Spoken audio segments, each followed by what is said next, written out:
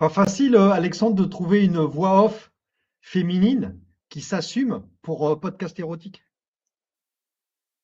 Bah tiens, oui, Patrick, toi qui fais des podcasts érotiques avec des IA ou etc., ou pas d'IA d'ailleurs, puisque c'est une de tes activités.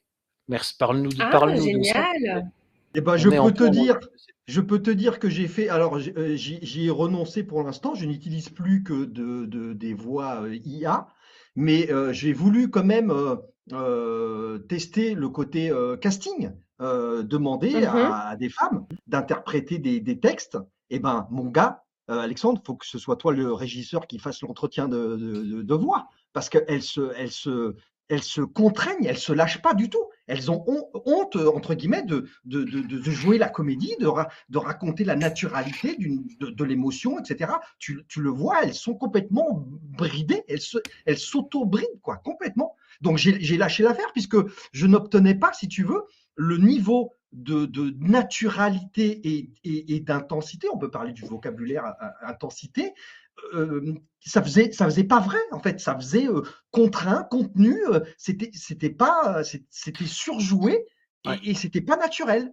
Et donc l'IA finalement elle fait mieux dans ce Tu cas-là. sais, Waouh!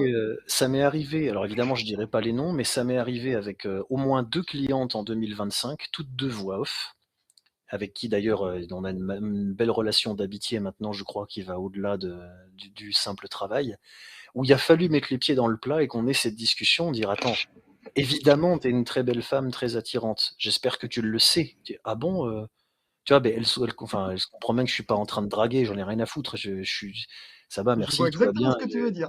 J'ai ce qu'il faut, j'ai ce qu'il faut, ma vie privée va très bien, je suis pas là pour ça, c'est le boulot. Et je te le dis parce que c'est vrai. Donc, maintenant que tu as compris que je viens de faire non pas un compliment, mais de dire une réalité flatteuse qui est une bonne nouvelle dont Hmm. servir. Est-ce qu'on peut se soulager de ça? Et en fait, elle me le formulait comme ça en me disant, mais la plupart du temps, quand on travaille avec des hommes en directeur artistique, on sent une tension qui n'est pas jolie et naturelle et normale. Elle est hors de propos, elle est malsaine. Parce qu'on sent que le Mal mec, placé. il aime bien, il nous aime bien parce que on l'attire. Donc, à partir ça fait tomber un sac de pierre invisible énorme. Dit bon, bah voilà, t'es une belle femme, t'es attirante, c'est objectif, tu es très désirable, et c'est pas pour autant que j'ai envie de te baiser parce que je suis pas là pour ça et on travaille là. Exact. Maintenant que tout ça s'est posé, on peut y aller. Donc là, on rigole, ça lâche un grand coup de stress finalement Mm. parce que c'est pas si habitué. Mais tu vois, on est obligé Ok. d'aller. Ça te fait rire, mais on est obligé d'être explicite parce Ah, que je trouve ça elles, bien. mais elles ont Je une me dis, il n'y a pas de expérience malaise, avant. quoi. Mais non, Mm. parce qu'avant, elles me le disent après, souvent, ou même avant, pendant des années, elles ont eu ce problème-là récurrent, qui crée une tension, et qui n'est pas une tension mignonne normale, alors que ça pourrait Hmm. l'être. Ça dévie vers quelque chose d'un peu incapacitant, et comme en plus, en tant que comédienne, et surtout comédienne Après, tu vocaliste, te regardes faire, hein, je pense. Quand tu sens que l'autre pose un regard sur toi et que tu n'arrives pas à identifier vraiment ses intentions, bah c'est tu ça. n'es pas naturel, tu as du mal et du coup, tu sais pas. Bon, là, l'exemple de Patrick est encore un petit peu plus particulier parce que je pense que ça touche aussi quelque chose. Mais c'est vrai que, voilà, quand tu travailles avec des hommes, parfois, tu peux avoir ce truc de ah, je suis pas très. Moi, j'avais un coach, tu sais, on parlait tout à l'heure des coachs sportifs, et il m'avait fait deux, trois allusions. Et après, genre, j'ai arrêté la collab. J'étais pas à l'aise. Ouais, Je voulais pas ouais, faire mes squats devant lui. ouais, J'étais, ouais. la confiance, elle était pas présente. Donc, j'ai eu cette capacité facilement à rompre parce que c'est moi, enfin, qui pouvais Mm. décider ou pas continuer. Mais parfois, quand t'as pas le choix et qu'on t'impose certaines collaborations, ouais, tu peux te retrouver dans un truc de j'ose pas me lâcher, j'ose pas lâcher prise parce que je suis pas en confiance complètement, quoi. Donc, je trouve que ce que tu fais avec ces nanas-là, pour le coup, c'est un peu brut, mais au moins c'est ok, les choses sont dites. Ok, on va adresser, comme disaient les Anglais, l'éléphant dans la pièce. Oui, t'es très belle. Oui, t'es attirante. Euh, je t'apprends rien, mais ça ne va pas entacher notre collaboration. Ça va pas faire que je vais me comporter différemment vis-à-vis de toi.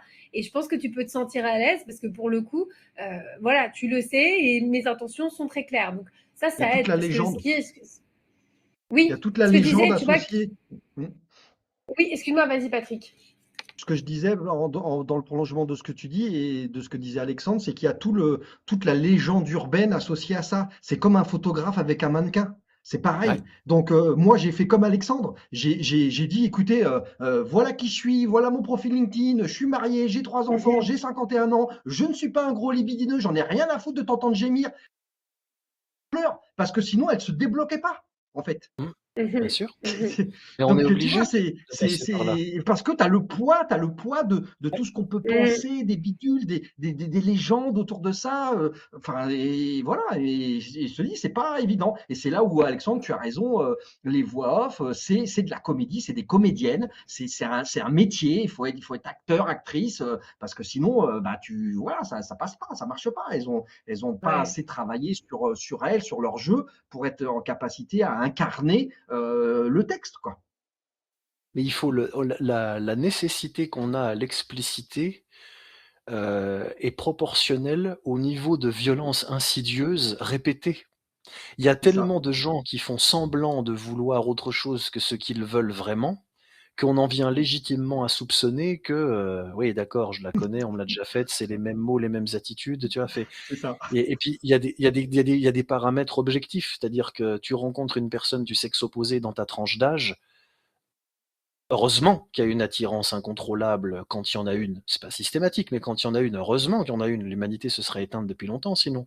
Mais c'est à ce moment-là qu'il faut effectivement tomber sur des gens qui sont pas en train de parasiter l'autre pour combler des vides chez eux. Et je reprends Monsieur Malone dans le chat qui dit peut-être que le message sociétal qu'il y a dans le mouvement MeToo, Balance ton port et autres implique que la séduction est réservée uniquement aux personnes physiquement intelligentes. Oui, c'est très drôle. Effectivement, il y a de l'hypocrisie qui peut se mettre par-dessus parce que oui, c'est si c'est Brad Pitt qui vient te séduire à la terrasse d'un café, c'est flatteur et courageux de sa part d'avoir osé. Et si c'est moi, c'est du harcèlement. Parce que, tu vois, je suis pas du tout assez beau, ni riche, ni intéressant. Donc, il y a aussi une certaine, ça te fait rire ça, hein. Il y a aussi une certaine hypocrisie sur ça, qui peut être vécue comme ça et qui a pu être utilisée aussi. C'est une discussion que j'ai eue avec plein de comédiennes quand elles me racontent ce qui se passe et ce que Les certains castings et tout, metteurs en bah, scène bien sûr. oui, mais Ouais. elles me disent les 2, c'est-à-dire qu'effectivement, il y a aussi, je vais le dire exprès comme ça parce que c'est la vérité, il y a aussi un tas de salopes, Ouais. d'ordures femmes qui n'ont pas du tout vu le problème à se faire sauter à l'époque pour compenser leur manque de talent, c'est comme ça qu'elles ont eu le rôle. Et maintenant que leur prime, leur fraîcheur physique est derrière et qu'elles ne peuvent plus jouer là-dessus, donc elles ne travaillent plus, elles se souviennent, parce qu'elles ont fait une séance d'hypnose avec une copine, qu'en fait elles étaient sous emprise et un peu dans un état de 20 ans, mais en fait, elles se souviennent maintenant. Elles étaient contentes et elles se sont fait violer. Donc vite, attaquons le méchant producteur qui en 20 ans a eu le temps de devenir très riche et donc est solvable. Ça existe aussi, Oui, ça. Et c'est immonde. Donc il n'y a pas d'absolu. Il n'y a pas d'absolu. Et il y a la pire insulte qu'on puisse faire à quiconque, c'est de le traiter uniquement en fonction de son sexe, sa race ou ce qu'on veut. Mais c'est partir du principe qu'une femme est forcément victime. C'est très dangereux. Et qu'est-ce que c'est insultant pour les femmes, finalement. C'est pas évident, hein. Et C'est il y pas a eu, évident. Mais tu j'ai eu vois, l'IA, là, m'a sauvé, là. ben oui, l'IA, D'ailleurs, le podcast continue, mon gars, d'exploser les compteurs. Je suis à 250 000 écoutes. Un homme peut avoir tout ce qu'il veut s'il est prêt à faire des sacrifices.